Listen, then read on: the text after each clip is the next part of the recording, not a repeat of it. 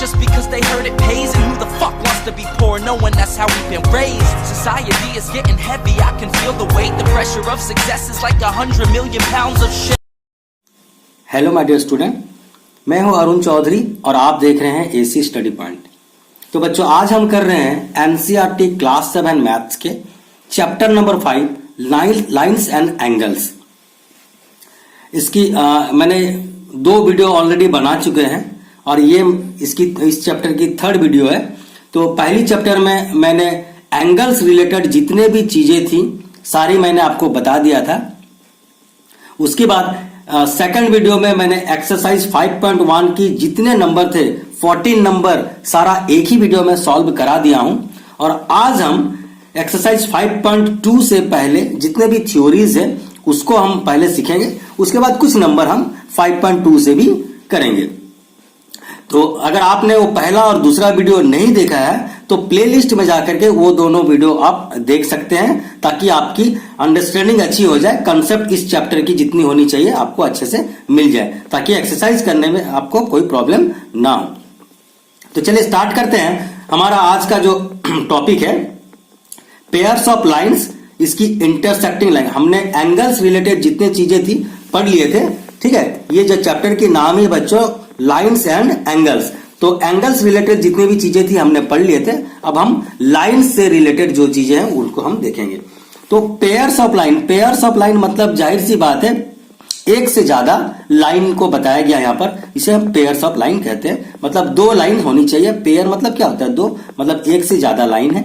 और intersecting line, तो intersecting line का मतलब क्या होता है? जैसे ये 2 लाइन, एक लाइन है और एक लाइन, इस तरह से, ठीक है। तो ये जो लाइन है, ये 2 लाइन है, एक पेयर ऑफ लाइन है। और ये जो पॉइंट है ये हमें कहते हैं इंटरसेक्टिंग पॉइंट और पॉइंट ऑफ इंटरसेक्शन। और ये दोनों लाइन जो आपस में एक दूसरे को काट रहे हैं इसे हम कहते हैं इंटरसेक्टिंग लाइन। फिर से एक बार समझिए, इंटरसेक्टिंग मतलब कि 2 लाइन आपस में जब कटते हैं तो ये 2 लाइन आपस में एक दूसरे को काट रहे हैं, तो ये हम कह सकते हैं कि इंटरसेक्टिंग लाइन्स है। और ये जो पॉइंट है, ये जहां पर ये एक दूसरे को काट रहे हैं, इस पॉइंट को हम बोलते हैं पॉइंट ऑफ इंटरसेक्शन। तो ये 2 बातें यहां पर बताई गई है। उसके बाद एक चीज बताई गई है यहां पर, देखिए ट्रांसवर्सल। ट्रांसवर्सल क्या है? तो यहां पर इसकी डेफिनेशन बहुत अच्छे से दी गई है। देखिए ट्रांसवर्सल की, ए लाइन दैट इंटरसेक्ट 2 और more lines at distinct point is called transversal. मतलब कि ऐसे एक लाइन है और एक लाइन ये है, ये 2 लाइन को एक कोई लाइन अगर कट करती है अलग अलग पॉइंट में, तो यहां पर इस लाइन को ये पॉइंट में कट कर रही है ये लाइन, और ये वाली लाइन को इसी लाइन यहां पर कट कर रही है। मतलब 2 लाइनों को एक सेम लाइन अगर अलग अलग पॉइंट में कट करती है तो इस लाइन को हम कहते हैं ट्रांसवर्सल। इसे हम कैसे डिफाइन करेंगे? ए लाइन मतलब कि ये लाइन की बात कर रहे हैं। ए लाइन दैट इंटरसेक्ट 2 और मोर लाइन, ये मान लीजिए मैं इसको एल नाम दे देता हूं, इसको नाम देता हूं पी, इसको नाम देता हूं क्यू।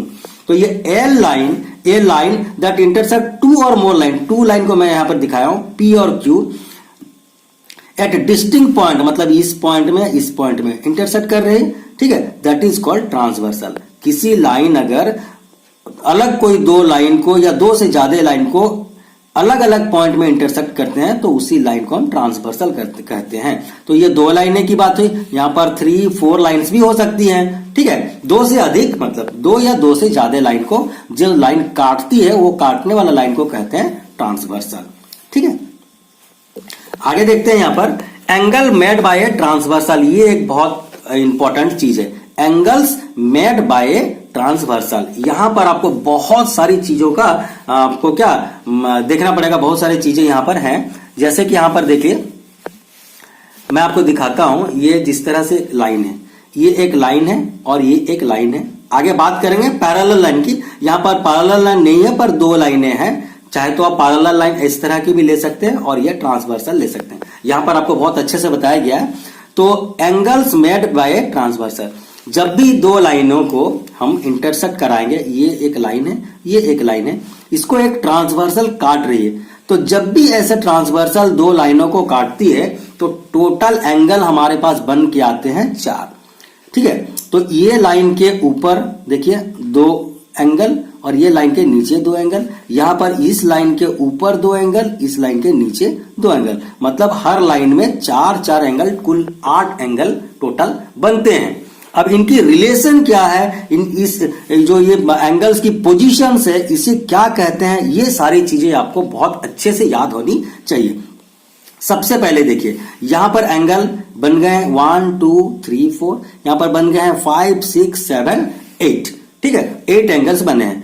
अब हम एंगल को डिफाइन करते हैं। सबसे पहले हम देखते हैं इसमें कौन सी कैटेगरी आती है, इंटीरियर एंगल। इंटीरियर एंगल का मतलब क्या होता है, जैसे ये एक लाइन है, ये एक लाइन है, इसकी अंदर जितनी एंगल्स है ये सारे एंगल, 2 लाइनों के बीच में जो एंगल है, मतलब ये 2 लाइनों के अंदर जो है इंटीरियर पार्ट में, उसी एंगल्स को हम इंटीरियर एंगल कहते हैं। बहुत अच्छे से देखिएगा, ठीक है। इसी के ऊपर पूरा कंसेप्ट बेस है आपकी एक्सरसाइज, और आगे भी आपको इसकी जरूरत पड़ेगी आपकी क्लास 7 के बाद 8 9 10 सभी में इस चीजों का आप थ्योरम में इस्तेमाल करेंगे, प्रूफ में। इंटीरियर एंगल मतलब कि ये 2 लाइन के बीच की एंगल्स, मतलब क्या क्या हो जाती है, 3 4 5 6, ये 2 लाइनों के अंदर ये जितने भी एंगल्स है ये सब अंदर है, तो इसी के लिए इसका नाम हो गया इंटीरियर एंगल। मतलब कि angle 3 angle 4 angle 5 angle 6, angle 3 angle 4 angle 5 angle 6, ये सारे इंटीरियर एंगल हो जाते हैं। आगे एक्सटीरियर एंगल, अगर ये सब इंटीरियर है तो इसके बाहर जो है, लाइनों के बाहर जो एंगल है वो हम एक्सटीरियर एंगल कहेंगे। जैसे कि यहां पर देखिए ये लाइन के ऊपर क्या है 1 2, और ये लाइन के बाहर क्या है 7 8, तो 1 angle 1 angle 2 angle 7 angle 8, angle 1 angle 2 angle 7 angle 8, ये सारी हो जाती है हमारी एक्सटीरियर एंगल। तो इंटीरियर एंगल आपको समझ आ गया, एक्सटीरियर एंगल आपको समझ आ गया, ये बहुत ही आसान था। अब आते हैं पेयर्स ऑफ कॉरेस्पॉन्डिंग एंगल, ये बहुत इंपॉर्टेंट चीज है कॉरेस्पॉन्डिंग एंगल। अब बात करते हैं कॉरेस्पॉन्डिंग एंगल की। तो कॉरेस्पॉन्डिंग एंगल का मतलब क्या होता है, इस लाइन के ऊपर जो भी एंगल है जिस पोजीशन में है, इसी लाइन के ऊपर उसी पोजीशन में जो एंगल होती है उसे हम कॉरेस्पॉन्डिंग एंगल कहते हैं। मतलब कि ये लाइन एक है, ठीक है, यहां पर जिस पोजीशन में एंगल होगी, इस लाइन के ऊपर उसी पोजीशन में जो एंगल है उसे हम कहते हैं कॉरेस्पॉन्डिंग एंगल, मतलब सेम साइड में सेम जैसा होने चाहिए। जैसे कि मान लेते हैं ये एक लाइन है, इस लाइन के ऊपर लेफ्ट साइड में एक एंगल है, राइट साइड में एक एंगल है, यहां पर भी लेफ्ट साइड में एक एंगल है, राइट साइड में एक एंगल है। तो यहां पर कॉरेस्पॉन्डिंग एंगल मतलब अगर हम इस लाइन की बात करें तो इस लाइन के ऊपर लेफ्ट साइड में जो एंगल है, तो इस लाइन के ऊपर लेफ्ट साइड में जो एंगल है, ये दोनों हमारे कॉरेस्पॉन्डिंग एंगल कहलाएंगे। क्या कहलाएंगे, कॉरेस्पॉन्डिंग एंगल। मतलब कि यहां पर एंगल 1 और एंगल 2 कॉरेस्पॉन्डिंग हो जाएंगे। अगर हम राइट साइड की बात करें तो एंगल के ऊपर यहां पर अगर राइट साइड में, इस लाइन के ऊपर राइट साइड में जो एंगल है, तो इस लाइन के ऊपर भी राइट साइड में होनी चाहिए। तो ये 2 और 6 ये भी हमारे कॉरेस्पॉन्डिंग एंगल हो जाते हैं। देखिए 1 और 5, 2 और 6। अच्छा, नीचे बात करें अगर 7, तो लाइन के नीचे इस पोजीशन में यहां पर अगर जिस एंगल है, तो इस लाइन के नीचे भी जो एंगल है ये दोनों हमारे कॉरेस्पॉन्डिंग हो जाएंगे, 3 और 7। तो यहां पर देखिए 3 और 7 की बात की गई है।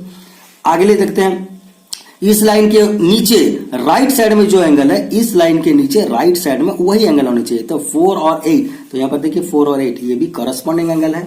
एक बार और समझिए, ये जो है लाइन के ऊपर जिस पोजीशन में एंगल यहां है, उसी पोजीशन में लाइन के ऊपर जो एंगल है वो कॉरेस्पॉन्डिंग एंगल कहलाते हैं। मतलब कि यहां पर अगर ऊपर में लेफ्ट साइड में 1 है तो इसके ऊपर में लेफ्ट साइड में 5, तो ये दोनों कॉरेस्पॉन्डिंग एंगल हुए। इसकी राइट साइड में 2 है तो इसकी राइट साइड में 6, तो ये दोनों कॉरेस्पॉन्डिंग हो जाते हैं। इसकी अगर नीचे में लेफ्ट साइड में 3 है, इसके नीचे में लेफ्ट साइड में 7, तो ये दोनों कॉरेस्पॉन्डिंग एंगल हो जाते हैं। इसके राइट साइड में नीचे 4 है, इसके राइट साइड में नीचे 8 है, तो 4 और 8 कॉरेस्पॉन्डिंग एंगल हो जाते हैं। आगे बात करते हैं हम pairs of alternate interior angle. Pairs of alternate interior angle. अच्छा देखिए, मैंने बताया था ये सब क्या है, अल्टरनेट इंटीरियर एंगल है। इंटीरियर एंगल के अंदर वो बोल रहा है कि अल्टरनेट मतलब कि अगर एक लाइन के लेफ्ट साइड में है तो दूसरे लाइन के राइट साइड में होनी चाहिए। अल्टरनेट का मतलब क्या होता है, एक अगर लाइन के लेफ्ट साइड में है तो दूसरे लाइन के राइट साइड में होनी चाहिए। तो यहां पर अगर हम बात करते हैं pair of alternate interior angle, तो यहां पर ये 3 लेफ्ट साइड में है और यहां पर ये 6 राइट साइड में, तो ये दोनों अल्टरनेट इंटीरियर। अल्टरनेट मतलब क्या, एक अगर लेफ्ट साइड में तो दूसरे राइट साइड में होनी चाहिए। तो ये 3 है और ये 6 है, तो हमारा देखिए 3 और 6 अल्टरनेट इंटीरियर एंगल है। ये एंगलों के अंदर ये सब तो इंटीरियर है, इंटीरियर के अल्टरनेट होने चाहिए। एक अगर लेफ्ट साइड में है तो दूसरे राइट साइड में, एक ऊपर है तो एक नीचे की, एक ऊपर की लेफ्ट साइड तो नीचे की राइट साइड, ऊपर की अगर राइट साइड लेंगे तो नीचे की लेफ्ट साइड लेंगे। तो ये 4 और 5 ये भी हमारे अल्टरनेट इंटीरियर एंगल है। ठीक है, फिर से एक बार समझिए, अगर हम ये लाइन के नीचे लेफ्ट साइड ले रहे हैं तो यहां पर हम लाइन के क्या इधर हम क्या जो राइट साइड है इंटीरियर का, इंटीरियर मतलब इंटीरियर होनी चाहिए, ये सब इंटीरियर है ये चारों। तो एक अगर लेफ्ट साइड में है तो एक राइट साइड में, एक ऊपर की लेफ्ट साइड नीचे की राइट साइड, ऊपर की राइट साइड तो नीचे की लेफ्ट साइड, ये सब हो जाते हैं हमारे क्या इंटीरियर। उसी तरह से pair of alternate exterior angle, exterior angle मतलब उसी तरह से होंगे, लेकिन एक्सटीरियर में क्या है, ये लाइन के बाहर 1, 2 और 7, 8 ये तो हमारे एक्सटीरियर है। तो एक्सटीरियर में एक अगर ऊपर लेफ्ट साइड में लें तो एक नीचे राइट साइड में लेंगे, मतलब कि ये अगर 1 को लें तो ये 8, 1 और 8 क्या हो जाता है हमारे अल्टरनेट एक्सटीरियर एंगल। अच्छा, ऊपर में अगर हम राइट साइड में लें तो इधर नीचे वाले हम लेफ्ट साइड में लेंगे, नीचे की, ऊपर की राइट साइड तो नीचे की लेफ्ट साइड, मतलब 2 और 7, तो ये 2 और 7 भी हो जाते हैं हमारे अल्टरनेट एक्सटीरियर एंगल। एक्सटीरियर तो होंगे, एक्सटीरियर मतलब लाइन के बाहर होंगे, लेकिन अल्टरनेट होंगे, एक अगर लेफ्ट साइड में है तो दूसरे राइट साइड में, इधर अगर एक राइट साइड में है तो दूसरे लेफ्ट साइड में, तो ये हो जाते हैं अल्टरनेट। अच्छा, उसके बाद आ जाते हैं pair of interior angle on the same side of transversal. अब तो इंटीरियर की बात की, अब तो हम इंटीरियर समझ गए। Pair of interior angle on the same side of transversal, तो देखिए ये दो लाइनें हैं और ये क्या है हमारी ट्रांसवर्सल है, तो ट्रांसवर्सल की सेम साइड में होनी चाहिए। तो ये ट्रांसवर्सल है, ट्रांसवर्सल की ये लेफ्ट है तो ये भी लेफ्ट, यहां पर ट्रांसवर्सल की राइट है तो ये भी राइट, मतलब कि हमारे 3 और 5 हो जाते हैं pair of interior angle on the same side of transversal. ये ट्रांसवर्सल की लेफ्ट साइड तो ये 3 और 5, ट्रांसवर्सल की राइट साइड तो 4 और 6, मतलब हमारे पेयर ऑफ इंटीरियर एंगल जो है दो निकलते हैं सेम साइड ऑफ ट्रांसवर्सल। एक ट्रांसवर्सल की लेफ्ट साइड इंटीरियर होनी चाहिए और सेम साइड ऑफ ट्रांसवर्सल होनी चाहिए। ये ट्रांसवर्सल है, ये सारे इंटीरियर है, तो सेम साइड में ये 3 और 5 और ये और एक पेयर बनते हैं 4 और 8, तो ये हो जाते हैं हमारी pair of interior angle on the same side of transversal. और एक चीज बच्चों, pair of interior angle on the same side of transversal, ये दोनों को अगर हम ऐड करते हैं तो 180 होनी चाहिए। यहां पर भी ये दोनों को अगर ऐड करें तो 180 होनी चाहिए, मतलब कि ये सप्लीमेंट्री इन नेचर है। आपको बताया था मैंने, कंप्लीमेंट्री सप्लीमेंट्री दोनों ऐड करें तो 90 अगर हो तो वो हम कंप्लीमेंट्री कहते हैं, और अगर दोनों को ऐड करें 180 हो तो सप्लीमेंट्री कहते हैं। मतलब कि जो एंगल की सम होती है सेम साइड ऑफ ट्रांसवर्सल की, वो दोनों की जो नेचर है वो सप्लीमेंट्री इन नेचर है। तो ये हो जाती है हमारी एंगल्स मेड बाय ट्रांसवर्सल। ठीक है, तो ये सारी चीजें आपको कंफर्म होनी चाहिए कि क्या ट्रांसवर्सल क्या है और एंगल मेड बाय में ट्रांसवर्सल क्या है। अच्छा, लाइंस क्या है, इंटरसेक्टिंग लाइंस क्या है, पॉइंट ऑफ इंटरसेक्शन क्या है, ये सारी चीजें हम अब सीख लिए। अब हम बढ़ते हैं। अच्छा, यहां पर देखिए कुछ बातें बताई गई है। ट्रांसवर्सल लाइन, ये पैरेलल लाइन की बात की गई है। यहां पर लाइन पैरेलल नहीं थी, लेकिन यहां पर पैरेलल लाइंस की बात की गई है। ठीक है, अच्छा यहां पर देखिए if two parallel lines are cut by a transversal, each pair of corresponding angles are equal in measure। मैंने आपको बता दिया था कि corresponding angle क्या है, मतलब कि इस लाइन के ऊपर सेम साइड में जो होती है नीचे में भी वही सेम पोजीशन होनी चाहिए। तो ऐसे अगर होते हैं तो corresponding angle तो हम पता कर चुके हैं कि corresponding angle क्या होती है, मतलब कि अगर दोनों लाइनें पैरेलल हो जाती है तो corresponding angle सेम हो जाती है। इस चीजों को यहां पर बताया गया है। अच्छा, यहां पर और एक चीज बताई गई है, देखिए, क्योंकि पोजीशन अगर हम पहचान लिए तो हमें कोई प्रॉब्लम नहीं होगी। यहां पर बताई गई है if two parallel lines are cut by a transversal, each pair of alternate interior angles are equal. हमने देखा अल्टरनेट इंटीरियर क्या क्या होती है। अब यहां पर बताया गया अगर दो लाइनें पैरेलल हैं तो इनकी जो अल्टरनेट इंटीरियर एंगल है, अल्टरनेट यहां पर अगर हम बात करें तो 3 और 8 अल्टरनेट है, 1 और 6 अल्टरनेट, मतलब ये दोनों इक्वल हो जाएंगे। ये चीज को बताया गया है। और एक चीज देखिए यहां पर भी बताया गया है, if two parallel lines are cut by transversal then each pair of interior angle on the same side of transversal are supplementary. मैं अभी बात बता रहा था आपको कि इस तरह से देखिए दो पैरेलल लाइन अगर है और एक ट्रांसवर्सल कट करता है तो इनकी सेम साइड ऑफ ट्रांसवर्सल में कौन कौन सी एंगल बनती है, एक 3 एंगल, एक 6 एंगल, तो ये दोनों मिलाकर के आपको 180 होनी चाहिए, मतलब सप्लीमेंट्री इन नेचर बता दिया यहाँ पर, सप्लीमेंट्री इन नेचर। यहाँ पर 1 और 8 ये भी सेम साइड ऑफ ट्रांसवर्सल है तो ये भी सप्लीमेंट्री होनी चाहिए। ठीक है, तो ये सारी चीजें आपको बता दी गई है। अब यहाँ पर डायरेक्ट आपकी एक्सरसाइज आ जाती है। देखिए यहाँ पर एक्सरसाइज है। ठीक है, तो जितने चीजें हमने देखा यहाँ पर, interior angle, alternate interior angle, exterior angle, alternate exterior angle, ठीक है, कॉरेस्पॉन्डिंग एंगल, ये सारी चीजें हमने देख ली है। अब हम देखते हैं एक्सरसाइज को। यहां पर बात की गई है, state the property that use in each of the following statement. यहां पर देखिए ए पैरेलल टू बी, अभी जो बात कर रहे थे हम, ये एक लाइन है ए और ये एक लाइन है बी, ये दोनों पैरेलल है, मतलब इनकी जो डिस्टेंस है हर जगह पे सेम है, तभी ये पैरेलल है। तो यहां पर बात कराते हैं, देन 1 = 5, ये जो 1 है और ये 5 है, 1 और 5 ये दोनों, ये कौन सी एंगल है बताइए। स्टेट द प्रॉपर्टी 1 = 5, हमने अभी बताया था कि आपको बता रहे थे हम कि क्या जो कौन सी एंगल कौन सी पोजीशन में, तो यहां पर अगर इस लाइन के ऊपर जिस पोजीशन में है, इस लाइन के ऊपर भी अगर उसी पोजीशन में है तो उसे हम क्या कहेंगे। तो ये हो जाती है हमारी जो प्रॉपर्टी, कौन सी प्रॉपर्टी होगी, मैंने आपको बताया था ये कॉरेस्पॉन्डिंग एंगल। क्या हो जाएगी, कॉरेस्पॉन्डिंग एंगल। तो आप यहां पर लिख सकते हो ये कॉरेस्पॉन्डिंग, आप पूरे क्या स्पेलिंग के साथ लिखना, मैं बस ऐसे लिख देता हूं कॉरेस्पॉन्डिंग एंगल। तो ये प्रॉपर्टी क्या हो जाती है, माने कि if 2 lines are parallel and it is क्या intersected by a transversal then corresponding angles are equal. ये प्रॉपर्टी हमने पढ़ा था। तो यहां पर 1 और 5 देखिए, 1 = 5 मतलब ये दोनों इक्वल है। कौन सी प्रॉपर्टी के बेस करके हम देखेंगे कि ये दोनों इक्वल है, ये हम कॉरेस्पॉन्डिंग एंगल की प्रॉपर्टी से पता कर सकते हैं कि ये दोनों इक्वल है। यहां पर 1 और 5 इक्वल है। यहां पर अगर 2 और 6 की बात करते हैं तब भी 2 और 6 इक्वल हो जाती। 4 और 7, यहां पर 4 और 7 भी कॉरेस्पॉन्डिंग है, ये भी इक्वल हो जाती। 3 और 8 ये भी कॉरेस्पॉन्डिंग है तो ये भी इक्वल हो जाती। मतलब यहां पर जिस पोजीशन में होनी चाहिए इस लाइन के ऊपर, इस लाइन के ऊपर भी उसी पोजीशन में होनी चाहिए, तभी वो कॉरेस्पॉन्डिंग एंगल कहलाते हैं।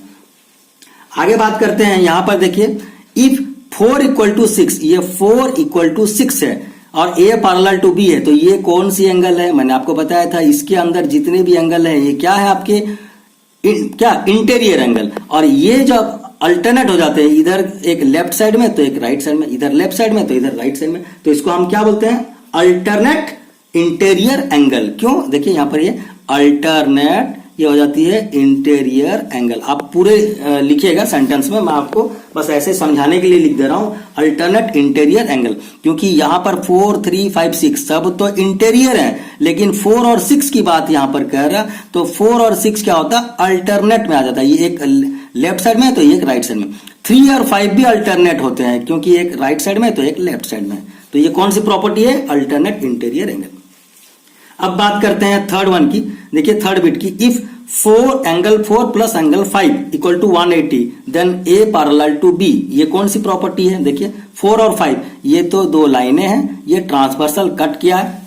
मैंने आपको बताया था कि if 2 lines are intersected by a transversal then angles on the same side of transversal are supplementary in nature और दैट इज 180। तो यहां पर 4 और 5 = 180 हो रहा है। ये 4 और 5 = 180 मतलब कि ये सेम साइड ऑफ ट्रांसवर्सल है। तो इसको हम क्या लिखेंगे, interior angle on the same side of transversal are supplementary. आप यहां पर लिख सकते हो, क्या लिखोगे यहां पर, interior angle on the same side of transversal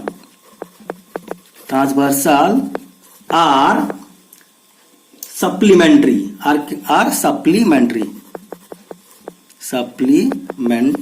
ठीक है। आप समझ जाना क्या है, interior angle on the same side of transversal are supplementary. ये प्रॉपर्टी के हिसाब से हम देख लिए कि ये जो सम ऑफ इंटीरियर एंगल है ये दोनों सप्लीमेंट्री है, मतलब कि 180 है। तो इस तरह से नंबर 1 भी सॉल्व होता है। चलिए हम नंबर 2 को भी सॉल्व कर लेते हैं, क्योंकि इसमें थ्योरी पार्ट भी मैंने बताया, तो आज हम नंबर 2 भी सॉल्व कर लेंगे। हम नेक्स्ट वीडियो के लिए थोड़ा हमें इजी पड़ेगा। तो हम देख लेते हैं नंबर 2 को भी। जल्दी से, in the adjoining figure identify the pair of corresponding angle. अब तो हम सीख चुके हैं ना कि कौन सी पोजीशन में कौन सी एंगल होने से क्या उसकी नाम होती है। तो अब आपको आइडेंटिफाई करना कि कॉरस्पॉन्डिंग एंगल यहां पर क्या क्या है। तो कॉरस्पॉन्डिंग एंगल मैं बताया था ऊपर में इस लाइन के ऊपर जिस पोजीशन में है इस लाइन के ऊपर भी उसी पोजीशन में होनी चाहिए। तो कॉरस्पॉन्डिंग एंगल की बात करें तो क्या क्या हो जाएगा, हम यहां से स्टार्ट करते हैं। कॉरस्पॉन्डिंग का सबसे पहला कॉरस्पॉन्डिंग एंगल क्या हो जाएगा, यहां पर देखिए अगर हम 1 से शुरू करें तो ये 1 लाइन के राइट साइड में ऊपर में राइट साइड में, तो इस लाइन के ऊपर राइट साइड में क्या है 1 और 5।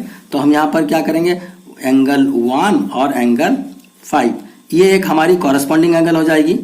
ठीक है, ये एक हो जाती है। उसके बाद बात करें 2 को अगर लें तो यहां पर देखिए ये 2 है और इसके बाद में यहां पर क्या है इसी पोजीशन में लाइन के नीचे, तो इस लाइन के नीचे होनी चाहिए 2 और 6। तो ये क्या हो जाती है 2 और 6 एंगल 2, इस तरह से एंगल 2 और एंगल 6, ये एक कॉरस्पॉन्डिंग एंगल का पेयर बनता है। उसके बाद हम बात करें देखिए यहां पर इस पोजीशन में, ठीक है। अच्छा, उसके बाद देखिए हमारा नेक्स्ट जो होता है 4 की बात करें, यहां पर हम 1 2 ले लिए, अब हम 4 की तरफ जाएंगे। तो लाइन के लेफ्ट साइड में, लाइन के लेफ्ट साइड में राइट साइड में ऊपर की तरफ देखें हम, अब लाइन के लेफ्ट साइड में राइट साइड में नीचे की तरफ देखेंगे।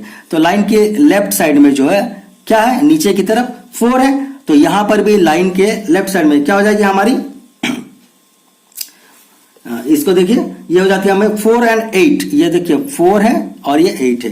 तो इसे हम क्या करेंगे, इसको भी हम लिख देते हैं। चलिए एक हमने देखा कि 1 और 5, ओके, देखिए 1 और 5 हमने देख लिया। उसके बाद हमने देखा 2 और 6, ये 2 और यहां पर ये 6 देखे। अच्छा, उसके बाद हम देखेंगे ये 4 और 7, देखिए ये 4 और 7 देखेंगे, ठीक है, और यहां पर 3 और 8 देखेंगे। तो ये 4 और 7 यहां पर देखिए लाइन के नीचे ये वाला है, तो लाइन के नीचे ये है, तो हमारे क्या हो जाएगी ये 4 और 7 एंगल 4 एंगल 7। और यहां पर क्या हो जाएगी लाइन के देखिए ये राइट साइड में नीचे, तो लाइन के राइट साइड में नीचे, तो 3 और 8, तो ये भी हमारी हो जाती है एक 3 और 8 एंगल, ये सब हो जाते हैं हमारे कॉरस्पॉन्डिंग एंगल। ठीक है, उसके बाद बात करते हैं हम सेकंड बिट की। तो सेकंड बिट में क्या है देखिए the pairs of interior angle on the same side of transversal. तो यहां पर देखिए ट्रांसवर्सल क्या है।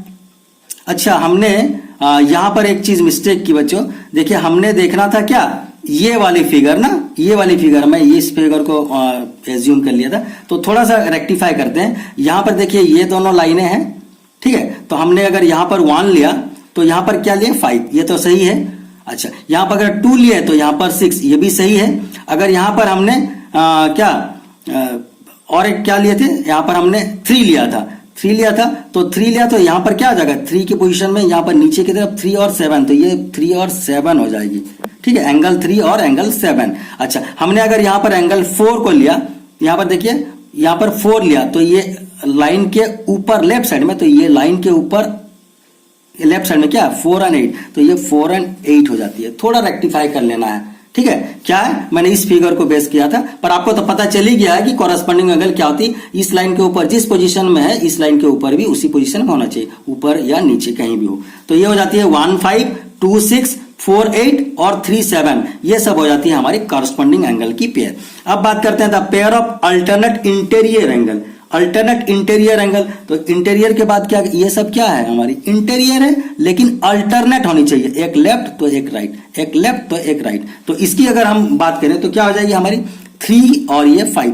इंटीरियर मतलब ये चारों में, ये चारों जो है सभी इंटीरियर है, लेकिन एक लेफ्ट में होनी चाहिए एक राइट में, तभी वो अल्टरनेट कहलाएंगे। तो यहां पर हो जाती है एक एंगल 3 और एंगल 5, ये एक पेयर बन गई हमारी अल्टरनेट इंटीरियर की। और यहां पर अगर 2 देखें तो ये 2 और 8, क्योंकि ये अंदर ही रहना चाहिए, और एक राइट है तो एक लेफ्ट होनी चाहिए, एक ऊपर की राइट तो एक इधर में नीचे की क्या राइट, तो ये ऊपर की लेफ्ट होनी चाहिए, इस तरह से। तो ये हो जाती है हमारी एंगल 2 और एंगल 8, ये एक पेयर बनती है, ये क्या हो जाती है हमारी अल्टरनेट इंटीरियर एंगल। उसके बाद बात करते हैं pair of interior angle on the same side of transversal. ये 2 लाइनें हैं और ये ट्रांसवर्सल है, तो सेम साइड ऑफ ट्रांसवर्सल, तो ट्रांसवर्सल की सेम साइड में लेफ्ट साइड में अगर बात करें तो 3 8, राइट साइड में बात करें तो 2 5। तो ये दोनों भी हमारी हो जाती है क्या pair of alternate interior angle on the same side of transversal. तो ये हमारी क्या हो जाएगी, एक हो जाती है एंगल 3 और एंगल 8, यहां पर हो जाती है हमारे 3 और 8, क्या हो जाती है 3 और 8। तो हम ले लेते हैं यहां पर एंगल 3 और एंगल 8। और एक पेयर अगर बात करें तो यहां पर राइट साइड की तो बात करें तो ट्रांसवर्सल की सेम साइड में राइट साइड में 2 और 5, तो ये हो जाती है एंड एंगल 2 और एंगल 5। तो ये हो जाती है हमारी राइट साइड ऑफ ट्रांसवर्सल, लेकिन सेम साइड में होनी चाहिए। ये हो गई। अच्छा, the vertically opposite angle, vertically opposite angle मतलब कि जब भी दो लाइन क्रॉस करती है तो जो लाइनें वर्टेक्स के ऊपर और वर्टेक्स के नीचे ये दोनों होते हैं। वर्टिकली ऑपोजिट का मतलब ही यही होता है कि वर्टेक्स के ऊपर और वर्टेक्स के नीचे। तो यहाँ पर 4 और 2 वर्टिकली ऑपोजिट एंगल है, 1 और 3 वर्टिकली ऑपोजिट एंगल है। नीचे की अगर बात करें, ऐसे दो लाइनें काट रही है तो ये वर्टेक्स के ऊपर वर्टेक्स के नीचे, तो ये 8 और 6 वर्टिकली ऑपोजिट एंगल है। 5 और 7 ये वर्टेक्स के राइट साइड में, इधर लेफ्ट साइड में, देखिए ऊपर नीचे। तो आमने सामने की जो एंगल होती है वर्टेक्स की, उसी वर्टिकली ऑपोजिट एंगल कहते हैं। तो इसकी अगर हम आंसर बात करें, देखिए तो यहां पर ये बिट 4 की, तो क्या क्या हो जाएगी हमारी एंगल 1 एंड एंगल 3 हम बोले तो यहां पर क्या बोलते हैं, देखिए इस एंगल 1 और एंगल 3 ऊपर की बात करें तो एंगल 1 एंगल 3, एंगल 4 और एंगल 2 ये सब वर्टिकली ऑपोजिट एंगल है। तो हम यहां पर लिखते हैं एंगल 1 और एंगल 3, ये एक पेयर हो जाती है। और एंगल 4 और एंगल 2, ठीक है, तो यह एंगल 2 एंगल 4, एंगल 4 और एंगल 2 ये एक वर्टिकली ऑपोजिट एंगल की पेयर है। ऊपर की खत्म। अब नीचे क्या आते हैं, ये वर्टेक्स है, इसके ऊपर की बात करें तो ये 5 और 7 एक यहां पर वर्टेक्स के इधर और वर्टेक्स के आमने सामने, तो यहां पर हो जाती है एंगल 5 और एंगल 7 ये एक वर्टिकली ऑपोजिट एंगल हो जाती है। और यहां पर ऊपर नीचे एंगल 8 और एंगल 6, तो यहां पर हो जाती है हमारी एंगल 8 और एंगल 6 ये एक वर्टिकली ऑपोजिट एंगल की पेयर बनती है। मतलब कि वर्टेक्स के आमने सामने, तो यहां पर दो लाइन जब इंटरसेक्ट कर रही है तो ये वर्टेक्स बन रही है, ठीक है। और ये पॉइंट ऑफ इंटरसेक्शन को भी वर्टेक्स कहते हैं। तो इसके ऊपर जो है इसके नीचे आमने सामने की, तो ये दोनों वर्टिकली ऑपोजिट एंगल हो गए, ये दोनों वर्टिकली ऑपोजिट एंगल हो गए। अब नीचे जब बात करें तो ये लाइन के ऊपर ये इंटरसेक्शन कर रही है, तो जब दो लाइनें आपस में इंटरसेक्ट करते हैं तो वर्टेक्स के जो यहाँ पर देखिए, यहाँ पर जो एंगल है उसके सामने जो एंगल है, यहाँ पर ये 8 है, उसके सामने जो एंगल है, तो ये 5 और 7 वर्टिकली ऑपोजिट एंगल है, 8 और 6 वर्टिकली ऑपोजिट एंगल है। तो एक बात और बता देता हूं, यहाँ पर वर्टिकली ऑपोजिट एंगल आपको सिर्फ पूछा है लिखने के लिए, लेकिन हमने ये भी पढ़ा कि जब भी दो लाइनें पैरेलल होती हैं और एक ट्रांसवर्सल उसे कट करती है तो vertically opposite angle are equal, ये भी हमने थ्योरी पढ़ा है। तो इसे आप याद रखिए ताकि आपको नेक्स्ट नंबर जब करेंगे तो उस वक्त इसकी जरूरत पड़ेगी। तो बच्चों हमने आज एक्सरसाइज 5.2 से उसके रिलेटेड जितने भी थ्योरी थे वो पढ़ लिए और हमने नंबर 1 नंबर 2 को भी सॉल्व कर लिया है और आगे की वीडियो में हम इसके आगे के नंबर करेंगे। तो आज के लिए बस इतना ही, मिलते हैं अगले वीडियो में एक नए नंबर के साथ। Till then bye bye.